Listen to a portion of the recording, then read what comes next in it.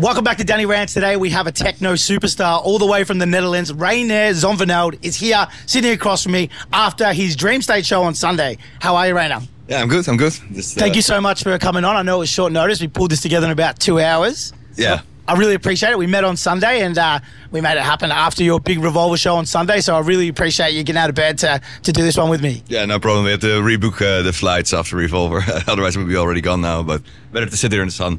You're not the first artist to do that, and I don't reckon you'll be the last to book other flights out of Revolver. Yeah. So firstly, I think we'll jump into it, right? So I was reading before that one of the things that you are known for is being a classically trained pianist. Or musician, I guess. So, and I saw that you started at 3 years old. How? Like, how did you start at 3 years old, and how did you go from that into dance music?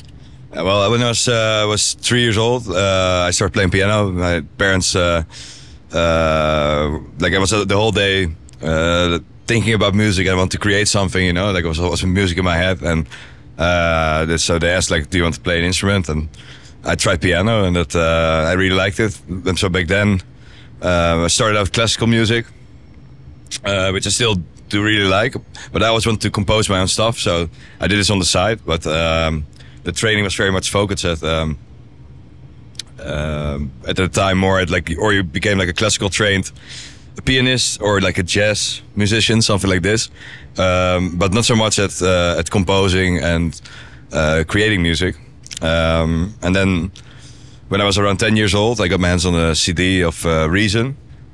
It's like an old computer program, like one of the first versions that you can use to make music on, from my uncle. He's a piano teacher who also teaches laid-back Luke back then. And he had a lot of synthesizers standing in the room. So whenever we would go there, he was like, yeah, you want to play around there? So I was playing the synthesizers. I really liked it and started playing around with this program. I had no idea how it worked, like just clicking around and not reading the manual. So it took some time to get music out of it. But at some point, I was like, okay, it works a bit like this and this, and you get some sounds out of it. And it's pretty interesting. So I was on and off for like 1 month. I would do it every day. Another month, that's not really. I was then doing my first piano concerts, like around 10, 11, 12, like doing classical stuff. Also sometimes my own more like sort of modern classical pieces. But then when I got out of my parents' home, like I went to study in Rotterdam when I was 16 years old, and then I had a lot of free time on my hands to do other stuff. One of my roommates took me to an underground venue, like literally under the ground in Rotterdam, with a party, minimal techno in the time of Richie Houghton, Hardthrop, Geyser, these guys, and I came in and I was just really like. Immediately think, okay, fuck it, this is what I want to do. It sounded amazing, but I was also thinking there's so much room for doing stuff that's not done yet, like in electronic music. Like I heard it there, I was like, there's so much possible still. It's like an evolving genre, and it was very interesting for me to see what you can do with this, you know. So when I got home from the party, I immediately hooked my computer up and started to make music again on this old program. Morning. Yeah, that morning, yeah. And since then I've been doing it every day, like every day, just obsessed with it and making music and just trying to get better at it. And that's also why I play live shows. So I only play my own music, and then like with synthesizers and drum computers, creating it on stage, so you can also adjust it, adjust your stuff, or even improvise on the spot. Because I started really as a producer, so to say. Like I really like to make my own stuff, and because I still come from this like piano you're playing also live, you know, and I like this this feeling of creating something on stage to give an extra excitement, where you make something and you can connect with people in the moment, you know. That's it's a super special feeling. So I guess there's like an unpredictability to that too, right? Yeah, definitely, because you have all the equipment on stage.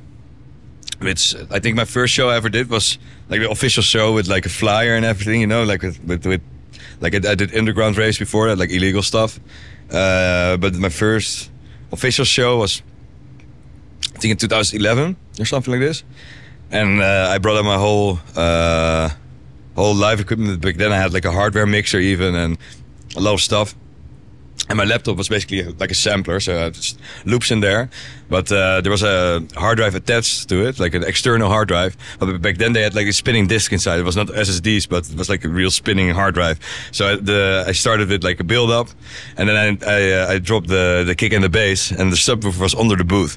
So the hard drive started vibrating and crashed. So 90% of my live set was gone.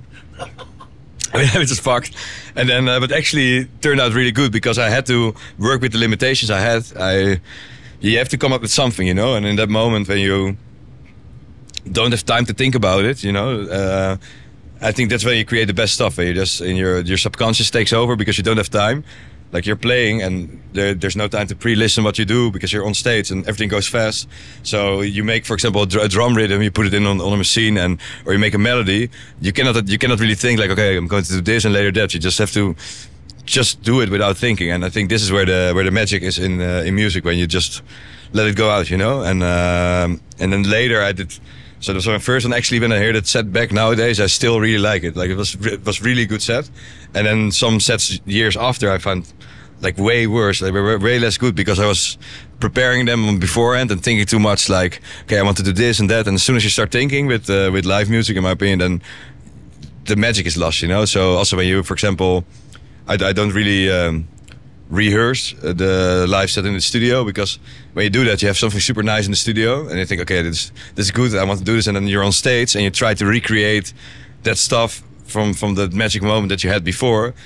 And you're like chasing a ghost of something that's not there anymore, you know, like the real the energy is gone then, and it's always less good. So I try to with the live shows now, when I come on stage, like I have an idea, like, okay, I have some new music that I made in the studio and I want to for sure play this and this, and maybe some tracks of me that are a bit more popular. I try to put them in. So I have that then close in my workspace, so to say. It's like a very big project with a lot of stuff in it, but then everything that I want to probably want to play, all those parts are closer to my workspace, so the chance that I see them when I look on my screen is bigger. But I always start with not with a plan, you know. I just turn on the machines and then start with some drums and then go from there. And then because you start like this, you get way easier in the flow because you don't have time to think. So is it nerve-wracking the fact you don't rehearse, or do you think it's more nerve-wracking if you rehearse? Now, the only nerve-wracking thing for me is usually nowadays, because I'm doing this for quite some years now, so I'm not really nervous for the show itself, but the most nervous is like for the equipment. Like for example, we were in Sydney and it started raining really heavy during my set. And I think there's also some videos of Kiki holding like towels over my equipment because it was like raining, like on the 909, on the 101 and everything, like on the laptop. So we covered everything with towels, and then when I needed to look on the screen, she would lift in the towel that I could look under it. And then this is only the most nerve-wracking thing. At some point there was a layer of water like this, and luckily everything kept working. But this is the most nerve-wracking thing, but I make sure now that I have everything like double with me. So if something crashes, I have like a replacement, extra cables and things, because like all these crashes that can happen with dragging so much stuff around in the last 15 years, you had all the kinds of crashes you had at some point, you know, so you get better at it. Totally. So you said before your uncle had taught Laidback Luke as a piano player, yeah, that's right, yeah. So when you talk about Holland and dance music, they're one in one, right? Like they've probably been the leader of dance music for the last couple of decades at minimum. Yeah. Why do you think that Holland is such a space for dance music and like the sort of beginning of it? And normally when a genre blows up, there's some form of influencer there. Why do you think that it's such a mecca for dance music? A very good coffee we have in Holland. And, no, I think it's because somewhere in the culture, I think like it's very normal to listen to dance music. We have like on the radio, we had like back in the 90s when I was a kid, we had a lot of these trance classics. Back then they were just like charting on the radio, and this was, as a kid you heard this music everywhere. So yeah, it's kind of natural, I think. There's also, if you look at the amount of events in Holland, like the amount of festivals that we have for the amount of people that live there is like insane. There's so much choice of music, and this is a really good thing that nowadays also basically since Corona, like you see that the music developed a lot, and like really a lot in a short amount of time. Everything is more open-minded now. Like back in the days, you had 10 years ago, you had a certain type of techno sound that if you didn't, like I would send music to labels and they would just send back like, this is shit because it doesn't sound like my label, basically like this. And for me, this is very limiting, like for the creative process, you know. And I started like to make tracks, and okay, it needs to fit on the label, it needs to sound like this. You lock yourself in some sort of space where you don't really get something new out. And I have to think that nowadays people are just making stuff, and if it rocks the dance floor, nobody cares, you know. Yeah, like, so true. Yeah, that's nice. I like it. I've got a crazy story. So my wife is actually from Holland. So she comes from a little town called Hoes. It's like down there in south. Yeah. And I was there, and this blew my mind from being from Australia. So it was a town there. It's sort of like the center of the town. I don't know, what do you call the center of the town there? In Goes. No, just in general. Like every town has one, like a town square. Yeah. So we're in a town square, and there was like a Sunday night. Stadsplein. and they basically had like a rave, a full-blown all ages rave with like, I reckon there was 10,000 people there. And there was like 13-year-old kids like raving on the stage with all these massive artists. And I'm like, what? This is like ingrained in your culture. So it blew my mind, like how connected you guys are to dance music, because it's not just like you said. It's charts on the mainstream radio. You know, kids as young as 5 are listening to it. It's sort of, is it the #1 genre there? No, I wouldn't say that. I think you have, of course, still your pop music, but I think nowadays, like back when I was in university, like 16 years ago, no, more 18 years ago now. I would not even tell that I would go to techno events, because people find it very weird and they would think you're completely fucked or something. So that was something you didn't talk about. You would just go into the woods to illegal raves, or like there were some clubs. You had, of course, Awakenings then, that was big, and they did the big festivals. It became a bit more popular, like in a couple of years' time, around 2010. Like it really became bigger, and nowadays it's like completely normal. People go to festivals. Like there's like people, like they go with their parents to a rave, you know, like it's fun for the whole family. So it should be. Yeah, that's super nice. So it became much more open, and like everybody, different kind of people go to parties, and it's a good thing, I think. Yeah. So you talked on before about how your style, you didn't want to fit in a box, right? So you have a very unique style. If someone who didn't know what music you make, how would you describe it? Yeah, well, I actually make like a lot of stuff. So also I did film music, hip hop beats, classical pieces on the side. But mostly when I play like as Reinier Zonneveld, like under my own name, it changes actually from year to year a bit, like a lot actually, because I try to make music, you know, when you're on a party, that it really like hits hard, and you just.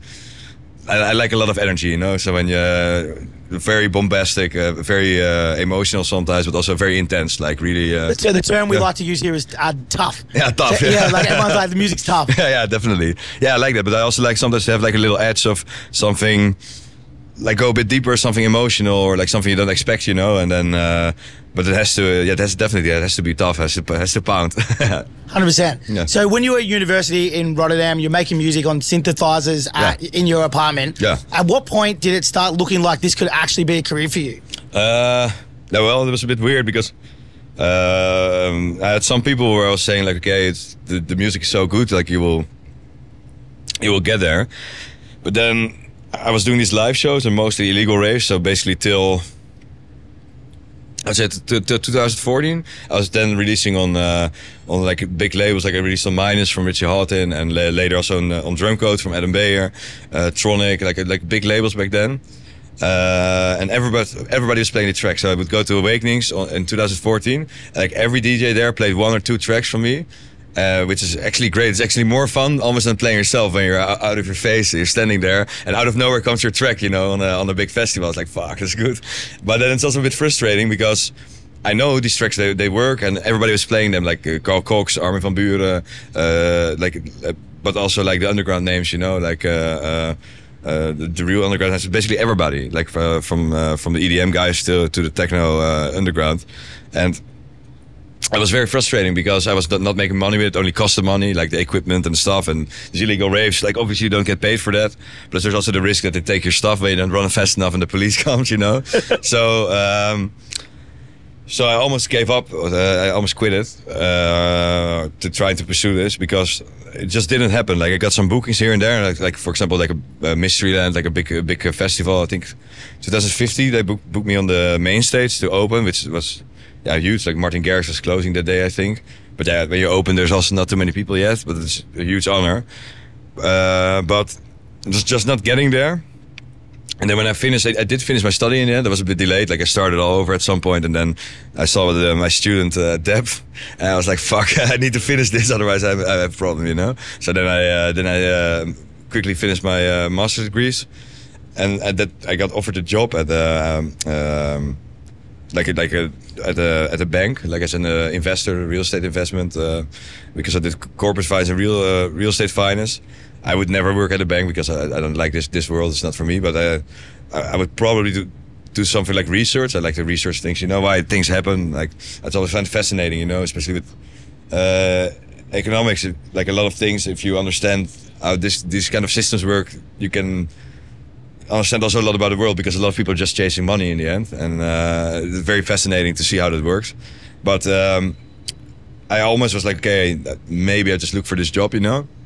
And then my parents actually said, like, no, just try to do music, because you're almost at that point that you can maybe earn enough money to pay the rent yourself, you know, and everything. Just try it for 1 year, and if it doesn't work, then you can always pursue a normal job. That's so cool, man. Your parents told you to do it. Yeah, it was really nice. And then it was great advice. Somehow when I finished studies, it was like end of 2014, 2015, something like this. And then I sent out a demo to Oliver Kolecki from Still for the Land. That was one of the biggest labels back then. German guy. And I had all these tracks that I knew they worked, you know. I would play them at parties, and they would go off, but they were a bit weird, and like they were hard, but also melodic, but also like hit it way harder than just it was just different, you know. So that made it very hard to sign. And he just sent me, like, he called me actually. I sent him 6 tracks, and I already sent them to like 5 labels, and they were all not interested. And then I sent to him, and then he called me and he said, like, okay, this is really, really good. Like, I would like to do next year an album with you, and I would like to release all these tracks, all these 6. So we did 2 EPs, and then I released the first EP, and it charted pretty good. And then he took me on tour in Germany, like in 2016. He took me on his shows, and he did pretty big shows there. But he would put me not as an opener, but after him as a closer. So I had like 3,000 people standing there that didn't know me, and I could just do my live set and throw all my tracks, and people loved it. And like in a super short amount of time, because of that, I got very popular in Germany. And then suddenly in Holland, all these festivals that didn't book me were like, oh, this guy's blowing up in Germany, we need to book him. It's okay. And then that same year I was playing in China. I think I went the first time to Australia then, also with the Hardware Group back in 2016. I was actually involved in that gig. Yeah, I'm pretty sure you played a Porn & Co. It was called Day Spa. Yeah, that's like 9 years ago now. Yeah, I was thinking the other day, it was a long time ago, but yeah. So Kyle and I were partners back then still. Yeah. That was fucking funny. Yeah, I think it was like day party. I flew then in on it was like 6 shows or something, like in one weekend, and it just started and just went on the whole weekend. And then I had to go to the airport, and that was not one of the best flights of my life, I have to say. But we had a lot of fun. It was fucking amazing, and since then I've been coming back like almost every year here, and it feels always good. Good memories. So you've obviously been traveling around the world now for a good part of a decade, close on. Yeah. Is there like some gigs that you've got you think about with locations, for example, not necessarily big festivals, but like some awesome fucking locations you've played at that just blow you away still to this day when you think back at them? Yeah, it's a question I get a lot. It's always hard to answer because it sounds very cheesy, but there's so many good parties nowadays, like everywhere in the world. Like you couldn't think of it, but name a country and they have good parties, you know. Like I've been to like places like where you would never expect a good party, like Mauritius, for example, or a place in India where I was never before, where they had like the fucking big raves with people going completely off. And all around the world there's good places, but I think I really like it when you have like also here in Melbourne you have this, and then like dedicated fans, you know, who really like to rave properly, and like it's always nice to be then. The feeling is sort of the same, but also different because of the location and the people. It's just different everywhere, you know. If you go to a party in Colombia, or you go to a party here, or in Argentina, or in US or whatever, it's like it's a bit kind of the same because everybody loves the same music, but it's also very different because the people are different. But yeah, there's too many good parties, really. Yeah, there's of course you have like things like Tomorrowland. I played the main stage there. Awakenings is always great. I've been a resident there for a long time. Time Warp. But also a lot of my own events I do together with Free Your Mind in Holland, the ESC stuff. We have some great parties with Baum Festival in Bogota, Colombia. Like, of course, here with the Hardware Group in here in Melbourne, Sydney, everywhere. It's nice that like. A lot of times you come also back to the same organizations because it's good, you know, and you get to know the people better. And going back to the same place at some point, it feels a bit like coming home. It's nice. For sure. Yeah, definitely. Yeah. So you just mentioned a whole bunch of places like India, Colombia. You know, I've seen you done Brazil. You've basically done everywhere that you can do when it comes to dance music. Because of that, sure, you've got some crazy tour stories of like times where you're like, fuck me. Do you have any crazy tour stories you can share with us? Yeah, how crazy do you want to hear? Go as crazy as you can. I was, for example, it was one time here in Australia. I think that wasn't his first tour, and there was this guy there with a big penthouse or something. I'm not sure. I think it was Wollongong. Wollongong, yeah, okay. I think, and we went there, and there was this huge party in this mansion there. But I was also seeing like, okay, everything closed here at 12 o'clock. It's full of police. Everything is super strict. And this guy had like a huge sound system in his living room. 50, 60 people raving. The balcony open and everybody going pretty mental. So I was walking around there. I said, yeah, okay, this is not my place, you know, fucking shit. So I'm walking, I go to piss, and I come back and I look on this, like this TV screen to monitor the front door. And there's like 10, 20 cops or something. They're standing, open the door, otherwise we force it. So I'm like, okay, am I tripping or is this really happening? So I go to the owner and I'm like, I think there's somebody in front of the door. And at that moment, they just force the door open. And I was like, go down the fire stairs, like everybody running. That was fucked up, but yeah, we made it, and luckily not my problem. But yeah, that was fun. I'm sort of happy that one of your favorite tourist stories is in Australia, to be honest. Yeah. And one of the really crazy things I did was like in 2021, like when everything opened up again, like after Corona, we had. I had planned for this King's Day. It's called in Holland. It's like the birthday of the king, and it's like a big party, like everybody goes crazy. So I had prepared for King's Night. That's the night before King's Day. That's when everybody starts partying. I prepared an all-nighter, so I was playing I think 8 or 10 hour live. It's like it was really long. Like when you do it with live set, like normally this is like an hour or something. Like you need a shitload of music, and you're all the time doing this. So it's like super draining, which I love because at some point you cannot. Yeah, you forget where you're standing. You know, just in the music and.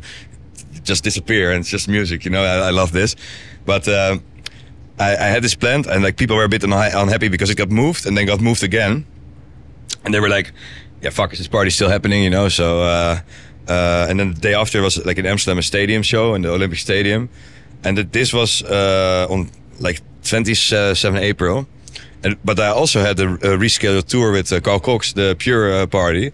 Which I was super excited for because Carl Cox is like one of my favorite DJs, big legend, you know. Biggest legend, but definitely the biggest legend biggest, it's the king, you know. And yeah, he invited me to play with him on the Pure tour, and this got moved, and this was like I think Friday, Saturday, Sunday, 3 shows, 3 cities, and then on Tuesday was King's Day. And on Monday night was my all-nighter. So basically, I went to Australia. So I flew on Wednesday to Australia. Then he arrived here Thursday night. Then I played Friday, Saturday, Sunday. Then after the last show, I immediately went to the airport with no sleep. Flew back to Amsterdam, 24 hours, 26 in total.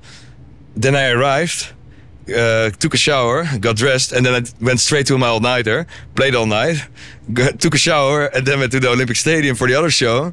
Then we went to the airport, and then they didn't let me board for that flight because my like the check-in was just closed. I don't know, yeah, maybe it was just, I was not looking too fresh, and this guy just thought, okay, this guy comes here 1 hour before the flight. I said, yeah, like, what the fuck? Passing the line there. And then after some hassle, I still arrived back in Australia. Luckily, it went all good. But so I basically went just straight back to Australia again, arrived, and did again 3 shows, and flew back. So there was like 110 hours of flying in 1 week. Never do that. Never again? No, definitely not. No. When you're touring around all the time, like, how do you deal with that? Like, you talk about, obviously that's the extreme side of it, but like, how do you take care of yourself when you actually do that or you don't? Yeah, well, like I think if you really love what you do and if you know a bit your limits, like I'm pretty good with no sleep or like a little sleep, like in general, and I'm rested. I sleep maybe 3 hours per night, and then I'm good, and then I just wake up and I cannot sleep anymore. So you're made for it. Yeah, I think so. Like in that aspect, but it's. Yeah, you have to just take care of what you want. For everybody's different, you know. So with also with drinking or like exhausting yourself with almost no sleep, or you know, like try to eat a bit healthy where possible. But I think if you really like what you do, and then it's all worth it, you know. Like even with this story from flying up and down to Australia, like when I was in the plane, I thought, okay, fuck, like if it's good that there's no tree inside the plane, I would have hanged myself there, I think. But it's the adrenaline, right? The adrenaline just gets you pumping. Yeah, but then as soon as you get out and you see the people and everybody's excited, and you put on you put on your synthesizers and you just start making music and people get excited for it. The adrenaline rush and like it's just so nice to share the music with people and to connect, like without words, you know. Like everybody is in his own way feels. In their own way, like the same thing, then, you know, and you can just share without saying anything, like a good moment with people and have a good time. And that sounds super cheesy, but then it's all worth it, you know. Then I don't give a fuck. Okay, I'm tired. Just so what, you know. And then yeah, I still love it. Like, yeah, I totally get that. I'm the same. Like, it's like for me, I'm always G'd up still. You know, on the weekend I went to Intercell, there was a rave on, sat down to the bridge, and I went to Dream State, nice. I went to Drake. It's like, but I don't care. Like, sleep second, like, you know, I'm just, you just kind of suck the energy up from the crowd. It's nice, huh? Yeah. I was Intercell, it's good. Yeah, There's a Dutch brand also, right? Oh, yeah. They had VTSS from Holland there. She was nice. awesome. Yeah. Cool. And then Patrick Mason was the headliner. Yeah, nice. But That's a cool guy also. Yeah. That's the next part of my question. So obviously you tour around all the time. Mm-hmm. Do you have, like, there's a bit of an alumni, I guess, of DJs that you no doubt crash into all over the world? Yeah, definitely. You see like a lot of the same faces, like, often, you know. And it's always fun when you get somewhere and you meet people that you're a bit in the same, in Dutch saying, it's like being in the same boat, you know. So you're all there with traveling the world with not enough sleep, partying a bit too hard, you know. And then it's nice to meet familiar faces, and there's a lot of really nice people also around in the scene. And yeah, it's super nice. Like, definitely. Do you have some favorites? Yeah, there's a lot of DJs I like, but I was at the moment, I think. Yeah, actually, there's too many good stuff going on around now. It's like also hard to compare. Like in general, like there's so many different types of DJs now, and the genres too, right? Yeah, like scattered everywhere. I like this. The first time this weekend was Charlie Sparks was also playing, and he had the show at Revs, and I did the surprise back to back with him. And like this sound is so different than, for example, like say for example SNTS or something, but I also really like. But it's like sort of. Completely different, but also the same, as like people just do what they love, and people go crazy on it, and it works, you know. And people are up for it now. Like, people are up for like listening to different stuff. Yeah, definitely. That makes it more fun. You talked about Revolver, how you just did the back to back with Charlie over that weekend, the surprise back to back. Yeah. On that, do you have like a favorite nightclub like that around the world that you love the most? I used to do all nights in the Marktkantine. It means like the market cantina or something, if you translate it literally, in Amsterdam. And it was like, I think one of my favorite clubs, because I started doing my first all-nighters there in 2017 or something. I think I did throughout the years maybe 30 or something like there, just all-nighters, and it was like the perfect club because it was not too dark, not too bright, the right people coming, like very mixed, and everybody having a good time, like very positive, you know, like not this. I like also sometimes a dark club, but like for an all-nighter, it's also nice to have like a bit of more positive vibe, you know what I mean? So for me, this was the perfect place always. But unfortunately, they had to close like a couple years ago. So I think that was, definitely my favorite club in the world, I think. Yeah. Yeah, that's awesome. Yeah. So you keep saying all-nighters because you're well known for super, super long sets. Yeah. And you actually have a world record, Guinness World Record for the longest set. Yeah. Can you run us through what made you do that, and like, I guess the process of how you did it? So like the difference is like when you do a DJ set, you just play tracks, any track you want. So mostly tracks of other people, for example. And with live, you compose it on the spot. but like you do basically what it means. You do just your own tracks, so the stuff that you made yourself, and this is like. I think that the longest live set before this was like 5 hours, and I did like 4.5. That was the record before. I did 11 hours, 11 minutes, and they had also like it was like official. So there was like somebody for the Juniors World Record was there to see if you were really playing that time, but there was also camera set up, I think, so that they know if it's like really live. So, for example, there were rules like you can, for example, do a remix, like for example, a remix of Insomnia from Fateless. So I can use the vocal of that, but like the rest has to be. I cannot really sample half of the track and put a different beat under it. You know, it's not live, so it needs to be really like live. And you play stuff on your synthesizer and your drum computers all the time. And I also do this always, but I don't like it when there's a fucking camera on it. So for this, I don't know, I don't like it. You know, it's fine if people look, but yeah, this just feels weird. So it's different than other moments. And but it gives a really. I did before. Actually, one time a 12-hour, 20 minutes, but then there was no judge there, so it was never officially recorded as a world record. But I love these long sets because when you do this, you get. I noticed when I did it for the first time that you really get ideas that you would never get when you're in a studio or in a shorter set, because your brain just. At some point, your brain cannot keep up. If you do something so focused for so long, parts of your brain just shut off and you start going on automatic pilot, you know. And this is when you get really in the zone. At some point, you're really just. At the same time as you're thinking, like you're playing something on your synthesizers, and you just think of how you're going to change it. You're not actually even thinking that you're pressing buttons anymore. You're almost like connecting with the machine. Yeah, really, and then also with the crowd. You like without almost looking at them, you're like.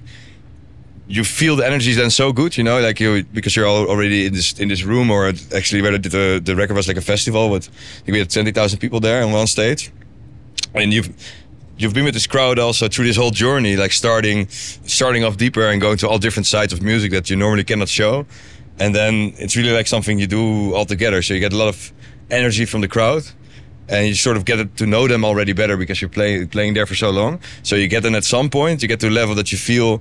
What's going on that party, and the feedback loops then between the crowd, the energy you get from them and what you're creating, and you're also then completely tripping out in the sense that you're just in this music then, and the stuff that you then get in the last hours, like this is the best feeling ever. Like it just everything goes automatically, and then you see it back and you're like, holy fuck, what did this happen? You know, that is really that's really nice. Yeah. That's so cool. Yeah. And it ties into another project I know you're doing, right? So you just said connecting with the machine, and you actually are now currently connecting with the machine. Yeah. You have a project called A2. Yeah. And it's like you versus an AI, from my understanding. Yeah, that's true. It's a bit. Sorry, R2. It's called R2. Actually, R squared. R squared. But I actually R2 is also pretty nice. I use both, but it's a bit. So I had a friend of me, Cas, and I knew him from when I was studying econometrics back in the day. So, and he's a very good coder. He's working in finance now. He's a very smart guy. And I moved at some point to Berlin, and then we were also going to parties together there. That was when I was living in Berlin in 2016, 2017. And he's a good friend. And I think when I moved back to Amsterdam, he was showing, we were having some beers and some stuff. And at some point he was like, I work with AI, and it was then very new, talking like 2019, you know. And I asked him, like, okay, show me how it works, you know. And I have a little bit basic understanding of coding, so to say, like just from my studies. And the stuff that he showed, like how fast he could do calculations or stuff that with normal coding would take you like many hours. Like that he could pull it off in an instant, you know. And then we were thinking, like, what can you do? Like, just out of interest, what could we do with music with this, you know? And then we started creating a model that is like trained on. So basically, if an AI, what you do is with normal coding, you're writing the rules for the computer, like it can do its calculations. And with an AI system, you're basically give it an end goal that the computer has to reach, and he can make his own process, so to say, of reaching that goal. So you want, for example, to you want to make a piece of music, a piece of techno, but you don't tell him how to do it. You just give him like a set of things to learn from, and then it makes itself better and better with each new version that it writes itself, and then there comes some sort of magic box out of it and it's able to generate stuff. So that's pretty crazy. So we were trying this out, and the thing what we did was like, I have a lot of recordings from my own music, like from everything, also the stuff that I made back in the days on my old computer, like when I was 10. I have everything still. So I have, that is a year ago that I checked, but back then I had like 82 days of music. So if you would start playing now, you would have music for 82 days. Most of it is absolute garbage, of course. But we found that for the model, it can still learn from this. It doesn't need to be perfect, you know. Like you can also say like, make the music of the last couple of years I made, to make it count more in the model. And there's like a lot of tweaks you can do with this.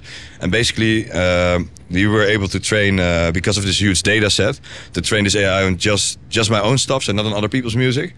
So first we gave it like.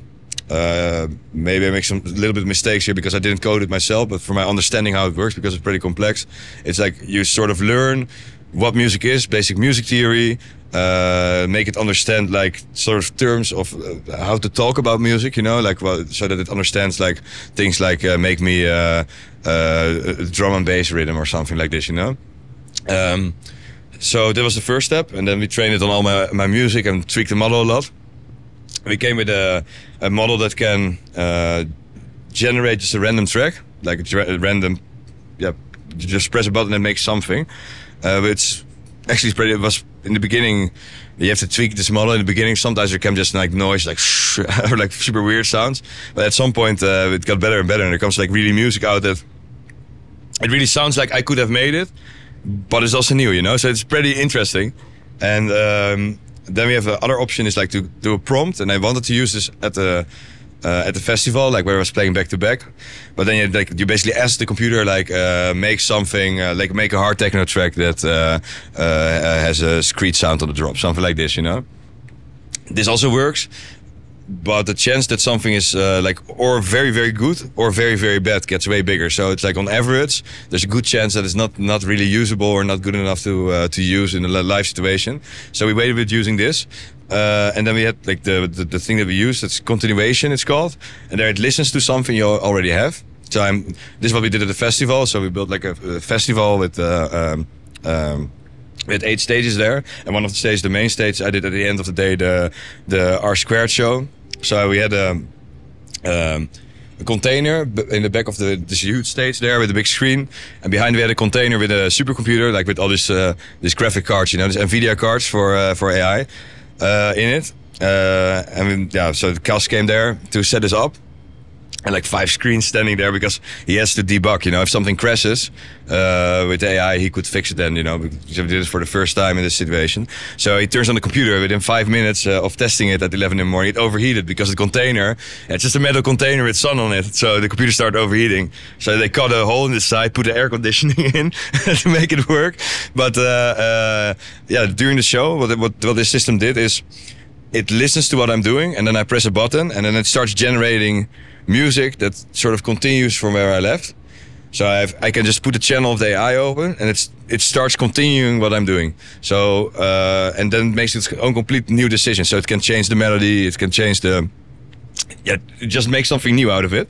But at the same time, I can still on my other channels play new drums on top or do something myself with the synthesizer, and then it also reacts to this. So it's really like playing when you do back to back with another artist and you don't know what he's going to do.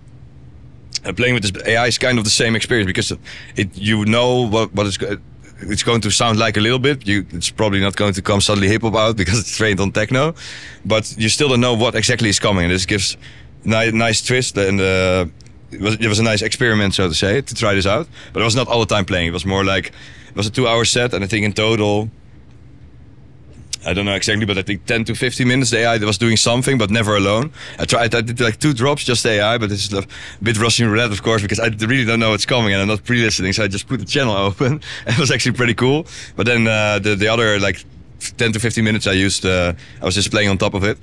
But it was also more an experiment, like to see how this AI thing works, because it's also very interesting nowadays, or interesting and pretty scary also.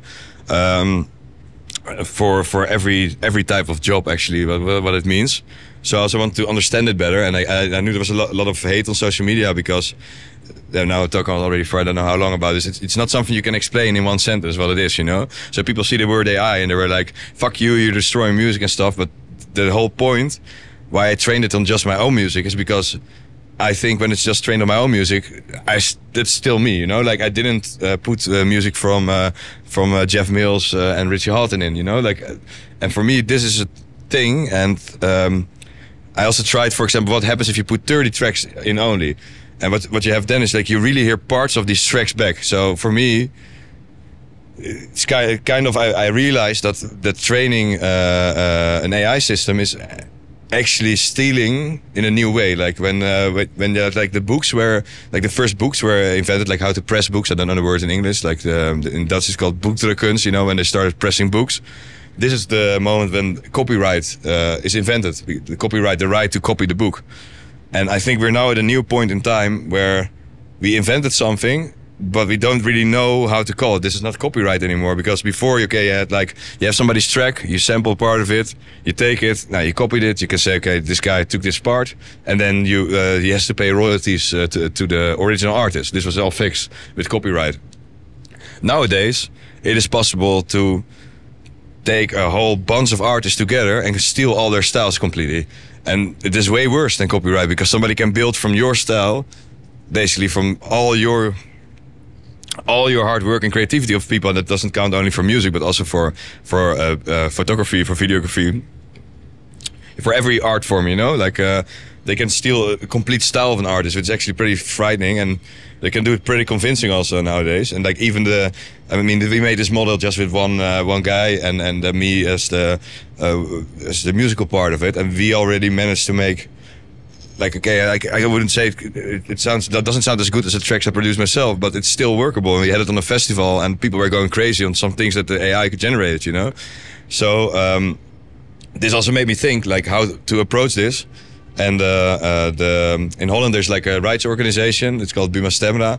I think every country has one. It's like the ones that when you do a party, they come to you and they take a percentage of your ticket money to pay it out to the artist. You know. It's called APRA here. Yeah, exactly. And now this finally we got to a level where they actually also started paying DJs a bit for the tracks they produce. You know, we have DJ monitor and stuff in Holland. I don't know how it is here, but they make sure that they know what's being played at festivals, and they try to pay out everybody as good as they can, which is a very good thing, because the artists who make the music that gets played at events should get paid, of course.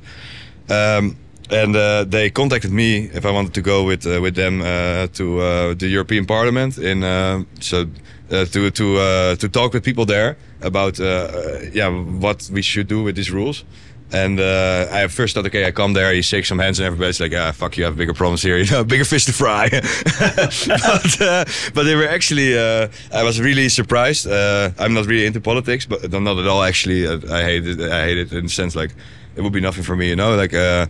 But then I came there, and they were actually really interested, and they were more like, what's your experience with AI? Can you some guys were just saying like, I don't understand, can you explain what you did step by step? And we ended up meeting like 5-6 people there from the parliament and the commission, and the talks were supposed to be 10 minutes, but in the end I was sat there for hours with them, and they were really taking note of this. And there were also like from every country where all these music organizations, they sent the directors and stuff there for a presentation later, and they took it really serious. And I'm trying now to together with some other companies that were doing this to make a system or a solution, and I don't have the solution yet because it's pretty complex, but to find maybe with some very smart guys who can code good, like to find a solution how to pay the artists that were involved in training these systems, because AI in general is really cool and it's really nice, but when you train an AI on 1,000 different artists in whatever type of art it is, these people should get paid, and not only the company who makes the AI, because the AI itself, the system, this is just a mathematical equation with a very competitive. Very complex calculation, but in the end, the real work is from the artist. So we're trying now to help a little bit there to find a way to pay the artists, and also to make sure that people are aware of what is happening, and that's really like you could really destroy a whole cultural scene, like in every art form. If nobody does anything now, I mean, when I started with music, I was already afraid I couldn't make a living with it. You know, who the fuck is now going to make art if you know that there's an AI with one press of the button can make something pretty convincing? Like it this sense, like nobody will pursue it anymore at some point if you don't have a viable way of financially surviving with it. You know. So it's like protecting creativity in a sense. Yeah, definitely, because it's AI, you cannot stop anymore. This is here, you know, and it has a lot of dangers. Like also like a lot of serious harms for security and threats like I said, like on war levels. You know what I mean? But in the end, for example, before people go into war, they usually put on some music or start singing a song, you know what I mean? Like in the end, this is such a big part of human life that this should be protected, you know? I think the world is very sad without music or art, and I'm glad actually that these people took it serious in Europe, and I was really happy with this. So I hope that it's possible to find a solution for this as soon as possible. That's so cool to be involved in that, though. Like that, I know you sort of did it as like a project on the side, but like it's opened up this massive issue because you figured out how to do it, and now you're trying to figure out how to fix it with these people in politics because you started doing it, right? Actually, I just started out of curiosity, and then somehow in a natural way it happened that because I saw also like the concerns from people, and I had my own concerns as well, you know. So it sort of naturally just happened that it naturally evolved into this, and then I thought, okay, wait, this is a good thing to do, and very organically. I'm happy also that I started with this project, because I think to really understand better how it works, you know, if you work yourself with it and like developing AI, you also better understand what the risks are, and they are also solvable, I think, on a lot of levels. That makes a lot of sense. Yeah. So you Filth on Acid, right? You obviously you can tell if anyone's listening to this how all over the place you are. With music genres, AI. You love to look at different things, different scope and light. Filth on Acid is the perfect example of that. It's like your creative baby. Yeah. Why did you start Filth on Acid? I started Filth on Acid because I said it before already a bit, but I had a lot of tracks, you know, that were a bit different, and then labels were really they didn't want to sign it because it was too different from what they were doing. And back then it was really its styles were so close, you know, like you could immediately hear like, okay, this label, that's that label, and you had to fit in. And my best tracks, like on the dance floor, were the tracks that they didn't want to sign. So I basically started a label, just to release these tracks that nobody wanted. And it turned out really good. It was it worked great. We started it, and then like I think in the second or third year of the label, second year, we already did a track with Carl Cox on it. It was mind blowing. I was here in the studio in Australia with him, and we were making this track, and then somebody said, "Hey, you have this label, right? Filth on Acid. Let's release it there." And I was like, you know, like this. I didn't know what to say. I was like, super happy. And it was like, since then also we got so many big names in. It's like ridiculous. Like we had so many great collabs there. We work with, like we have 200 artists on the label now that we work with, and like we get so many good tracks sent now. It's really like a dream come true, because in the beginning when you start a label, it's always like hard to get the music you want, and now a lot of people have an idea, like, okay, they come with tracks that they think will work for the label in a sense, you know, and then usually these are also really good, so you get like so much good music to send that it's a good feeling. It's really, really nice. And you still AR it too, don't you? You still AR the record label. Yeah. It takes some time sometimes. And I remember that I sent a demo to Minus, to Richie Halton, and I remember that I was a bit like, why the fuck is this guy not replying a year later, you know, like, and I was like, okay, that takes long, you know, okay, patient, I keep the track, but I get it, because you need, if you get so much music sent and you do it yourself, it's impossible to reply in a week. Also, sometimes I get a track and I like it, but I need to hear it different times. I want to hear it like in action, you know, and I play live, so for me it's hard to test tracks of other people. Usually I do some sort of live remix, or I give it to some friends who DJ, you know, and then they send me a video of how it works.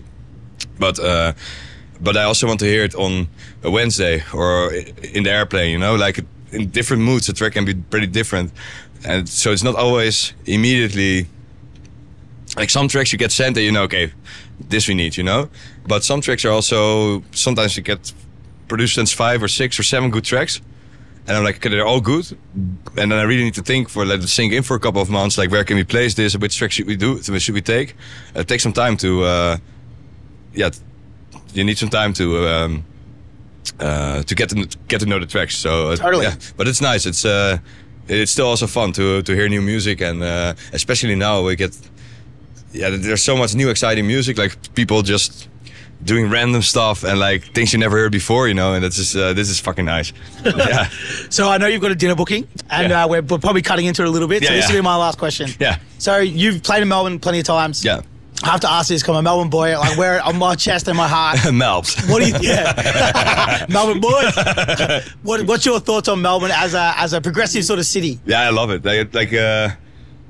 Yeah, it's a beautiful city, of course. Like, it looks amazing, but also the people and everything. I don't know. It's just like I was really looking forward when I go to Australia, but also in Melbourne, especially like just the way of living here and how the people are. Like, it's I like it really a lot. It's a very good party. Also, like people go pretty crazy. It's very warm welcome always. I might cut that out and send it to Victorian government for tourism. All right, so let's send the invoice. Awesome. Thank you so much for sitting down with me at last minute. I really appreciate your time. And we're going to end it there because you got to eat. Yeah. So I guess for me, thank you so much for being such a pioneer. And everything we talked about today has been so stupidly interesting. So I really appreciate it. And you've blown my mind. I've learned a lot of things from this conversation too. So I just want to say thank you for coming down. Thank you for playing to everybody here. And thank you for being you. Mel's boys. Yeah. Represent. You're a legend. Yeah. Thank you, man. Thank you, man. Great.